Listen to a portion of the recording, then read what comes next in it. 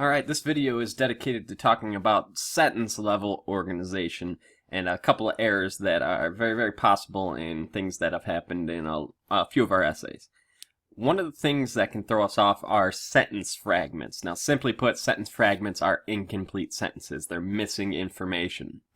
There's three kinds that we're going to be focusing on.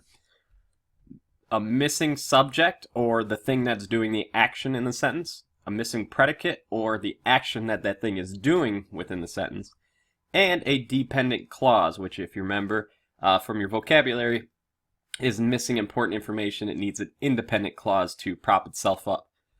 So a missing subject might look something like this. Sprinted to buy the new Justin Bieber CD. Okay, well, I know something's doing something, but I'm not sure what that is. There's no subject, there's nothing doing this action. It's just all of a sudden an action happening, so it's missing that subject. This is the missing predicate. The guy who really liked Justin Bieber, well, what about that guy? What is he doing? Did he sprint to the store and buy the new CD? I don't know. It's missing that information.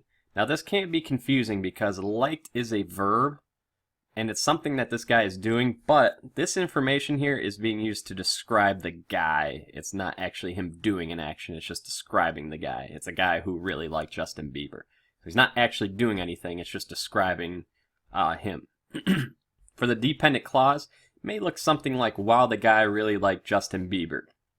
Well, okay, what about it? We need more information. While the guy really liked Justin Bieber, he liked Mr. Zaret more. However it works out, it needs more information. So sentence fragments are a issue that we can very easily fix, but it happens all the time. Another thing is split sentences. Split sentences are basically smashing two independent clauses or two sentences that stand alone together without any punctuation or conjunction. So for example, school can be hard, we have writing assignments in English.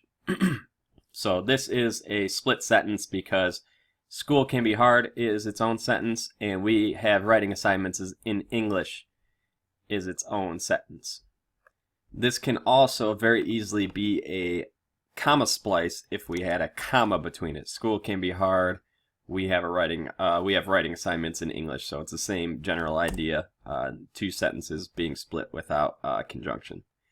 And finally, we have a run-on, which is really just kind of an and then, and then, and then, and then, and then. You're just using way too many conjunctions instead of breaking up your ideas.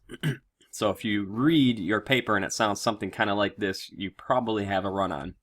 I jogged to the store and bought a DVD and took it home, but my DVD player was broken because I smashed it with a hammer, and then I remembered that this is the 21st century, and so I just downloaded it on YouTube or Netflix or another app.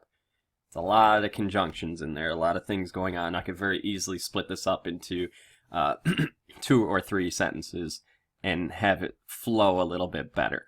Okay, so here's a paper that had a few of those sentence level structural issues, organization issues that kind of made things a little bit choppy. This says, when he released a horde of wild animals that he and his wife kept on their property. Well, this is an example of that sentence fragment that is missing information. What happened when he released a horde of wild animals? Did they go crazy? Okay, we could combine it with the sentence before. In Zanesville, Ohio's Terry Thompson made a big name for himself when he released a horde of wild animals that he and his wife kept on the property. Okay, that makes a lot of sense. Okay, very easy fix, and now this is a complete sentence that makes sense. The very next sentence says, then he killed himself, leaving the gruesome task of trying to control, endangered Bengal tigers, monkeys, lions, wolves, baboons, and more to the authorities. Well, okay, I can assume you're talking about this guy back here, but it doesn't have a subject. It's just saying then and then the verb. Okay, so you would need to put he, which would connect it back to this Terry Thompson guy. Now I have a subject and a predicate. Okay. Down here it says, animal rampages can be devastating. They can kill, maim, and injure people. Okay, I have 2 complete sentences right here. Animal rampages can be devastating. and they kill, maim, and injure people. These are each their own separate sentence. So I need either a period between them or an and. Okay, I need something to separate these two ideas. I'm just going to put a period. Owners that take everything into account and everything goes wrong, period. Okay, what about them? Again, this information that take everything into account and everything goes wrong is just explaining the owners. It's not them actually doing anything. So what about these owners that take everything into account and everything goes wrong? What do they do? What sort of action are they performing here? Do they owners that take everything into account and everything goes wrong are irresponsible? They give pet owners a bad name. What are these people doing? Okay. So this person needs to go back and revise some of these sentences to make the sentence level organization make a little bit more sense. So again, keep an eye out for sentence fragments or complete sentences, incomplete sentences, split sentences, and run-on sentences. You fix those and you're going to have a very organized sentence structure within your paragraph.